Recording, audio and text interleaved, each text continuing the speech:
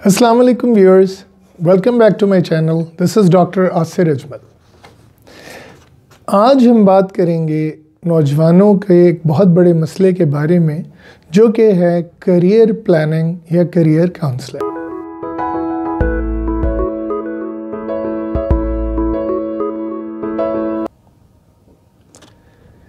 तो हमारा सिस्टम अजीब सा है कि 3 ग्रुप्स में तकसीम किया हुआ है इंटरमीडिएट को। साइंस ग्रुप, जिसमें 2 ग्रुप्स हैं, प्री मेडिकल और प्री इंजीनियरिंग, और तीसरा ग्रुप है आर्ट्स ग्रुप।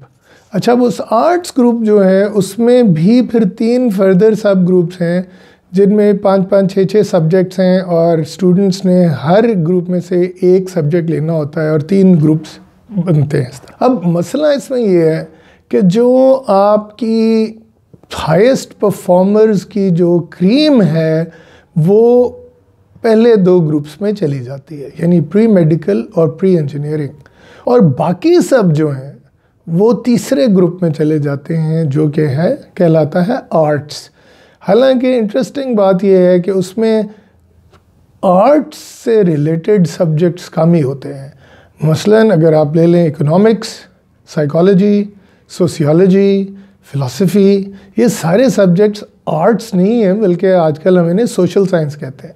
लेकिन वही पुराना नॉमेनक्लेचर, वही पुरानी तकसीम और तफरीक।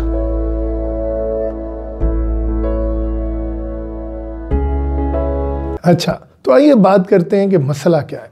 मसला ये है कि हमारे मुल्क को तरक्की करने के लिए और नौजवानों को अपना मुस्तकबिल तलाश करने के लिए और वालिदैन को अपने बच्चों का मुस्तकबिल सिक्योर करने के लिए तीनों को ऐसे सब्जेक्ट्स चूज़ करने हैं जिनसे वो आगे बढ़ सकें, हमारा मुल्क भी आगे बढ़ सके, नौजवान ख़ुद तरक्की कर सकें और अपने अपने प्रोफेशन में प्रोडक्टिव हो सकें, और वालिदैन भी अपने मकसद में कामयाब हो सकें। अब होता असल में क्या है? होता यह है कि जब हमारी क्रीम जो है वो प्री मेडिकल या प्री इंजीनियरिंग में चली जाती है, तो जाहिर है कि because it is so competitive, इतना सख्त मुकाबला है वहाँ पे कि अक्सरियत जो है वो इस मकसद में नाकाम हो जाती है। अब ये है हमारा एक बहुत बड़ा डिलेमा। वो क्यों? कि अब जब आप किसी और प्रोफेशन में जब वो लोग जाते हैं तो वो एज अ सेकंड चॉइस जाते हैं, और एज अ सेकंड चॉइस या as not a preferred choice जाते हैं।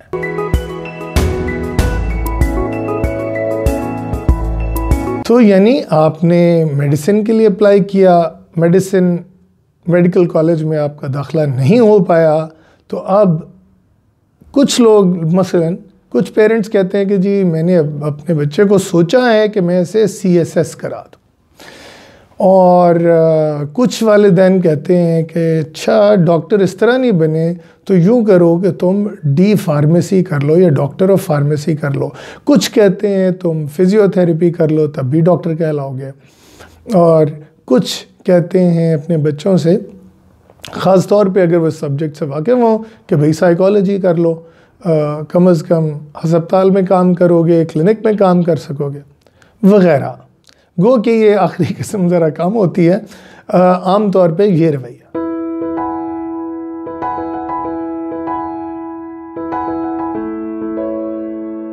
तो अब ये जब सेकंड चॉइस का मसला आता है, तो यहाँ पे भी अनफॉर्चुनेटली पेरेंट्स की हालत वही है कि ब्लाइंड लीडिंग द ब्लाइंड, यानी वो ये फिर भी नहीं देखते कि हमारा बच्चा जो है उसमें इन चीज़ों का भी एप्टीट्यूड है या नहीं।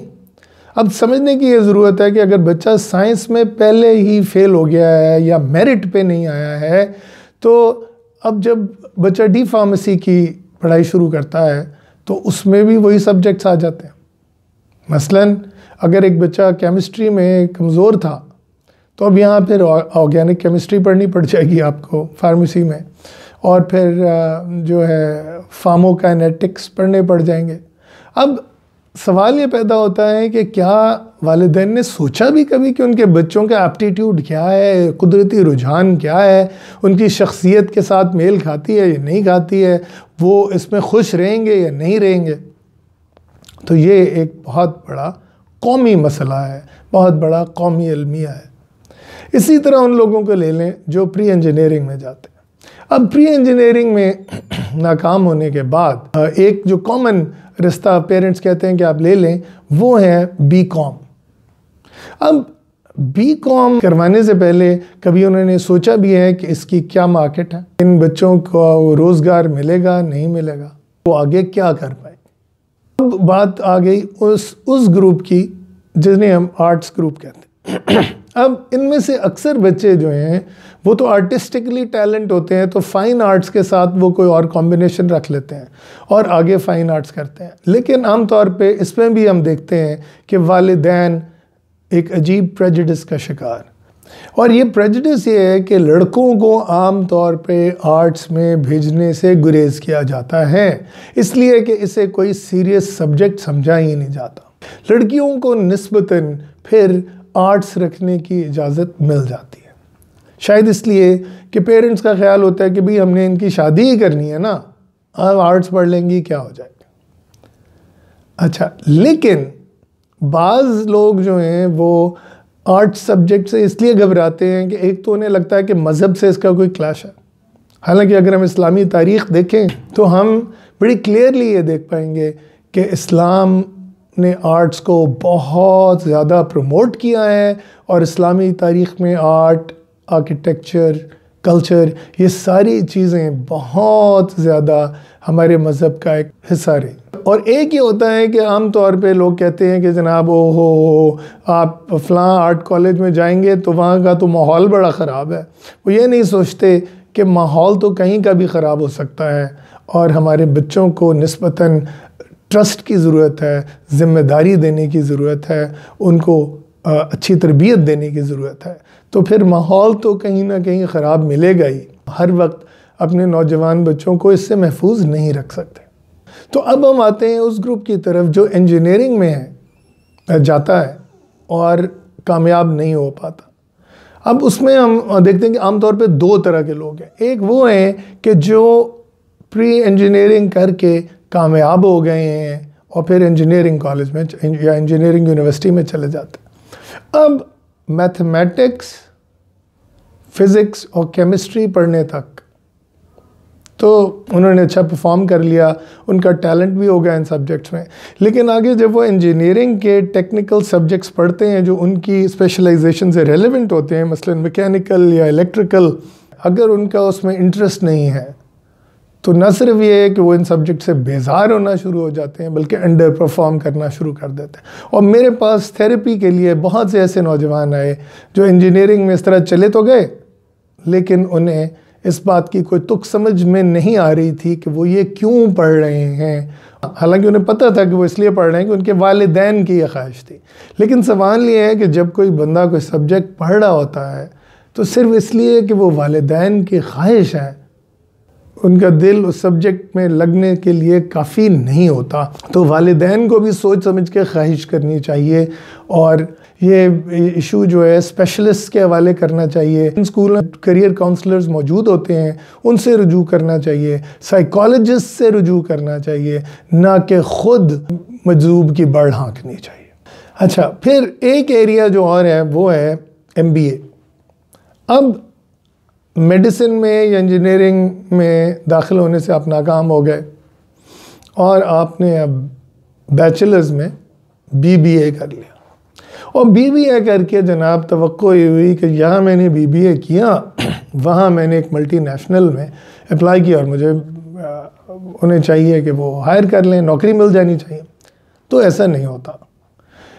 ایک گریجویٹ کو جو کہ BBA ہوتا ہے اصل میں گریجویٹ ہوتا ہے، چاہے اس نے 4 سال یہ پڑھا ہو، اکثر کمپنیز ہائر نہیں کرتی، اور پھر جب ہائر کر بھی لیتی ہیں تو وہ یہ دیکھتی ہیں کہ ان کی تعلیم میں بہت زیادہ گیپس ہیں، اور ان بچوں کے پاس وہ سکلز نہیں ہیں، یا وہ نالج نہیں ہے، یا وہ ایون رویہ بھی نہیں ہے، وہ ایٹیٹیوڈز بھی نہیں ہیں جو کہ ان کمپنیز کو چاہیے۔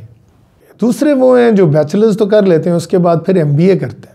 اچھا، MBA کر کے بھی اکثر کمپنیز کو، اکثر بزنسز کو یہ شکایت رہتی ہے کہ ان لوگوں نے عجیب تھیوریٹیکل سبجیکٹس پڑھ تو لیے ہیں، لیکن ان کا ہماری کمپنیز میں، ہماری بزنسز میں کام کرنے کی نہ نالج ہے، نہ سکل ہے، اور نہ ہی ایٹیٹیوڈ ہے۔ اس مسئلے کا کیا حل؟ ہم اس کے بارے میں بھی ابھی تھوڑی دیر میں بات کرتے ہیں۔ پھر ہمارے پاس ایک اور گروپ ہے، اور وہ ان بچوں کا ہے جو میڈیکل کالج یا انجینئرنگ یونیورسٹی میں نہیں جا پائے، اور اب وہ اس نیت سے BA کرتے ہیں کہ جناب آگے چل کے ہم سول سروس کا ایگزام دیں۔ اب اس میں بھی جو ایک بڑا گمبھیر مسئلہ ہے وہ یہ ہے کہ یہ ایک مقابلے کا امتحان ہے، اور مقابلے کے امتحان میں ان بچوں کا کامیاب ہونا جو پہلے ہی جو آپ کی ٹاپ انٹرمیڈیٹ میں میرٹ ہے اس پہ نہیں پہنچ پائے، ذرا مشکل ہے اور اتنا لائکلی نہیں ہے، خاص طور پہ اس لیے کہ ان کا مقابلہ ان بچوں سے ہوتا ہے جو میڈیکل کالج کر کے ڈاکٹر بن کے انہیں احساس ہوتا ہے کہ یہ تو ہم نے بہت بڑی غلطی کی۔ وہ والدین کو پھر بھی اپنے اس کا ذمہ دار نہیں ٹھہراتے، اچھے بچے ہوتے ہیں نا اس لیے، اور CSS کی تیاری کرنی شروع کر دیتے ہیں۔ اب یہاں پہ ان کا مقابلہ ان بچوں کے ساتھ ہوتا ہے، ہزاروں کی تعداد میں دوسری وہ گروپ ہے جو کہ پہلے ہی میرٹ پہ نہیں پہنچ پایا تھا میڈیکل کالج کے، اور اب وہ الٹے سیدھے سبجیکٹس کمبینیشن رکھ کے اور ڈفرینٹ کالجز میں اور ڈفرینٹ انسٹیٹیوٹس میں داخلے لے کے تیاریاں کر کے امتحان دیتے ہیں۔ یہ گروپ جو ہے بچوں کا، یہ اپنی دوسری چوائس میں بھی ان کی اکثریت ناکام ہو جاتی، اور میں یہ کوئی اپنی ہوائی بات نہیں کر رہا، یہ فیکٹس اینڈ فگرز ہیں۔ آپ دیکھ لیں کہ کیا وہ سارے بچے جو میڈیکل کالج میں داخلے کے لیے اپیئر ہوتے ہیں میڈیکل کالجز میں چلے جاتے ہیں، اور اگر نہیں تو پھر کیا وہ سارے بچے جو میڈیکل کالج میں یا انجینئرنگ یونیورسٹی میں داخلہ نہ ملنے کے بعد CSS کی تیاری کرتے ہیں اور CSS کا امتحان دیتے ہیں، کیا وہ ہزاروں کی تعداد میں نہیں ہوتے؟ اور کیا ان سب کو CSS میں کامیابی ہوتی ہے، میرٹ پہ آ جاتے ہیں، ٹاپ لسٹ میں آ جاتے ہیں؟ تو یقیناً ایسا نہیں ہوتا۔ تو ضرورت کس بات کی؟ ضرورت اس بات کی ہے کہ ہماری ہر ہائی اسکول میں کیریئر کاؤنسلر ہونے چاہیے۔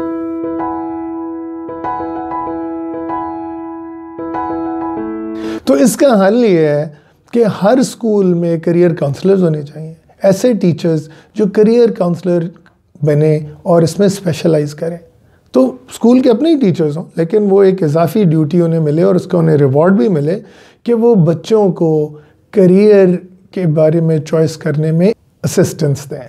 بلائنڈ لیڈنگ دا بلائنڈ والی نہیں، بلکہ بچوں کے والدین کو بھی ایجوکیٹ کریں کہ فلاں بچے کے لیے کون سا سبجیکٹ موزوں رہے گا۔ انہیں نفسیات کی بھی کچھ تربیت دی جائے تاکہ وہ بچوں کو ایپٹیٹیوڈ ٹیسٹ دے سکیں، بچے یہ دیکھ سکیں کہ ان میں کس چیز کا رجحان ہے اور وہ کہاں زیادہ کامیاب ہو سکتے ہیں۔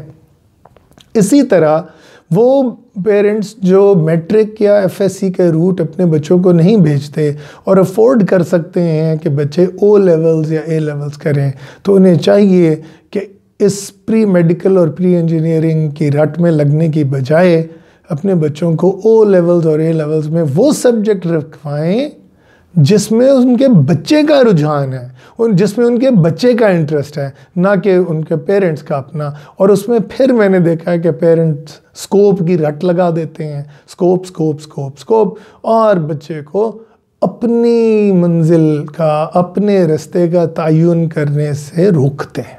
تو یہاں بھی ضرورت ہے کہ بچوں کو ان کے ٹیلنٹ کے مطابق خدا تعالیٰ نے ان کو جو صلاحیت بخشی ہے اس کے مطابق آگے بڑھنے میں مدد کریں، نہ کہ ان کا رستہ روکیں اور انہیں الٹے سیدھے رستوں پہ لگائیں جو ان کے خیال میں سکوپ پہ مبنی ہے۔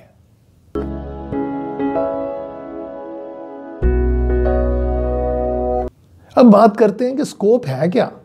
پیرنٹس یہ کہتے ہیں کہ medicine, engineering, CSS، MBA، computer science, یہ جناب کل ان کے سکوپ کی دنیا۔ اس کے علاوہ سکوپ میں کچھ بھی نہیں ہے۔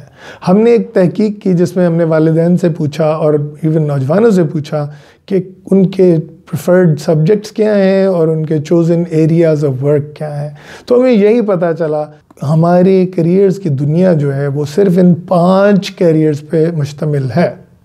ہاں، اگر کسی کا والد جو ہیں وہ کسی بھی وجہ سے لائر بن گئے ہیں اور وہ کامیاب ہیں تو وہ شاید اپنے بچے کو اجازت دے دیں، شاید کہ وہ بچہ جو ہے وہ لاء کو پرسو کرے۔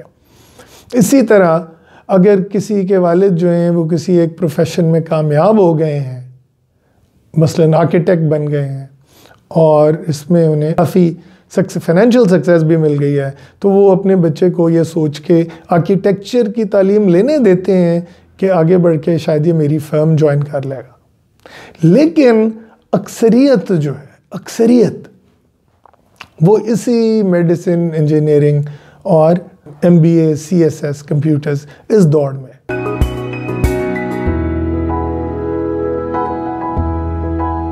اب ہم بات کرتے ہیں اسی کے ایک اور میجر سوشل پہلو کی، اور یہ میں سوال آپ سے پوچھتا ہوں کہ کیا ہمارے معاشرے کو ایسے ٹیکنیشنز کی ضرورت نہیں ہے جو کمپیٹنٹ ہوں اور کیپیبل ہوں؟ مثلاً آپ کے گھر میں جو الیکٹریشین بجلی کا کام کرنے والے آتا ہے، اس کی سرٹیفیکیشن کیا ہے، اس کی کوالیفیکیشن کیا ہے، کیا وہ اس کے تمام کرائٹیریا پورا کرتا ہے کہ ایک بندہ جو آپ کا ایئر کنڈیشنر ٹھیک کرنے آیا ہے یا آپ کی بجلی کی کوئی کام کرنے آیا ہے یا ایون گیس کا کوئی کام کرنے آیا ہے یا پلمبنگ کا کوئی کام کرنے آیا ہے، کیا اس کے پاس اس کی پراپر ٹریننگ، کوالیفیکیشن اور ایجوکیشن موجود ہے؟ تو میرے خیال میں اس کا جواب اکثر جگہ پہ نہیں پہ ہوگا۔ آپ سب کہہ رہے ہوں گے کہ ہاں جی، ہمیں تو اس بات کی کوئی گارنٹی نہیں ہے کہ یہ بندہ اپنے کام میں ماہر ہے یا نہیں، صرف ٹرائل اینڈ ایرر کے ذریعے ہم اس نتیجے پہ پہنچتے ہیں کہ ہاں جی یہ بندہ ٹھیک ہے۔ جیسا کہ تمام ایڈوانس کنٹریز میں ہوتا ہے، ہر جگہ پولی ٹیکنک انسٹیٹیوٹس ہوتے ہیں اور ان پولی ٹیکنک انسٹیٹیوٹس میں باقاعدہ سرٹیفیکیشن ہوتی ہے، لوگوں کو رسپیکٹیبل ڈگریز دی جاتی ہیں۔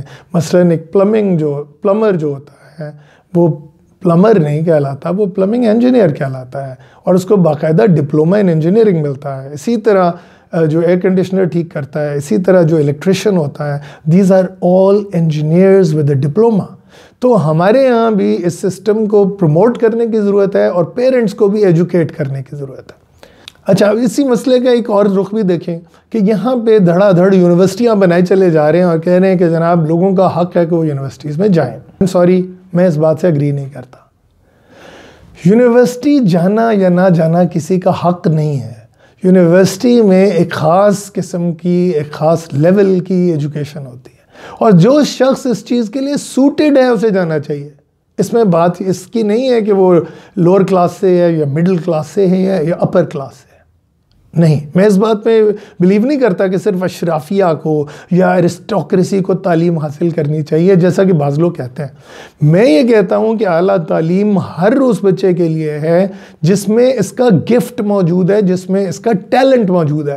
اب اگر ایک نوجوان مجھ سے بحث کر رہا تھا اگلے دن کہ جناب کتابیں پڑھ کے امتحان دینا کیوں ضروری ہے، میں کتابیں پڑھے بغیر اور امتحان اچھے نمبروں میں پاس دیے بغیر مجھے ڈگری کیوں نہیں مل جاتی، آخر ہمارے والدین اس پہ اتنا پیسہ خرچ کرتے ہیں اور آگے ہمیں جاب لینی ہوتی ہے۔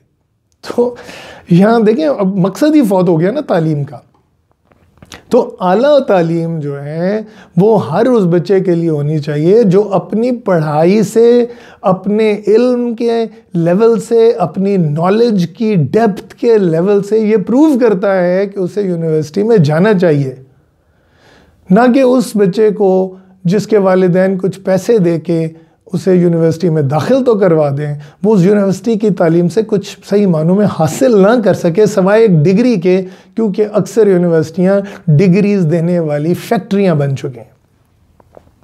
تو لیکن یہ تعلیم کا یہ پہلو تو کسی اور دن کے لیے میں چھوڑتا ہوں، لیکن ابھی میں صرف یہ بات کروں گا کہ ہمارے ہاں بہت ضروری ہے کہ یہ جو ہمارے ایسے پروفیشنز ہیں جو یونیورسٹی میں جائے بغیر پرائمری، مڈل، ہائر سیکنڈری کرنے کے بعد ان چیزوں میں ڈپلوماز کر سکیں چاہے وہ ہوم اکنامکس ہو، چاہے وہ کوکنگ ہو، چاہے وہ الیکٹریشین کا کام ہو، چاہے وہ موٹر مکینک کا کام ہو، چاہے وہ پلمبنگ کا کام ہو، ان ساروں میں وہ کر سکیں اور پیرنٹس اس میں شرمندگی محسوس نہ کریں، بلکہ یہ سوچیں کہ جناب ہمارا بچہ جو ہے نہ یونیورسٹی میں جانا چاہتا ہے، نہ اس میں وہ ٹیلنٹ یا ایپٹیٹیوڈ ہے، اور اس کا ٹیلنٹ اور ایپٹیٹیوڈ جو ہے چیزیں فکس کرنے کی طرف ہے ہمیشہ سے، تو کیوں نہ اسے ان چیزوں کی طرف ڈالا جائے تاکہ وہ اپنا مستقبل برباد نہ کرے اور ایک پروڈکٹیو شہری ہو۔ ورنہ آپ نے دیکھا کہ ہمارے یہاں بہت بڑا ایک یہ ٹرینڈ ہے کہ جی بچے نے جو ان چیزوں میں نہیں کیا آگے جا سکا، پھر وہ کہتا ہے جی پیسے اکٹھے کریں، اپنا گھر بیچیں اور مجھے باہر بھیج دیں۔ اب باہر جا کے کیا ہوگا؟ آپ ٹیکسی چلائیں گے؟ ظاہر ہے جب کوئی تعلیم نہیں ہوگی تو باہر جا کے کیا کریں گے؟ تو یہ بہت ضروری ہے کہ یہ ساری چیزیں جو ہیں اس کے بارے میں پیرنٹس بہت غور سے سوچیں، بہت توجہ سے سوچیں، اور اپنے بچوں کے مستقبل برباد کرنے کا سبب نہ بنے، بلکہ اپنے آپ کو بھی ایجوکیٹ کریں اور اپنے بچوں کی خواہشات اور ان کے ٹیلنٹس کو بھی مد نظر رکھیں۔ More to come on this particular topic. Please میرے چینل کو سبسکرائب کریں، اگر آپ کو یہ ویڈیو پسند آیا ہے تو اسے لائک کریں اور شیئر کریں، اور سبسکرائب کرنے کے بعد بیل آئیکن کو پریس کریں تاکہ میرے ویڈیوز جو ہیں وہ ان کے بارے میں آپ کو نوٹیفائی کیا جا سکے۔ Thank you very much.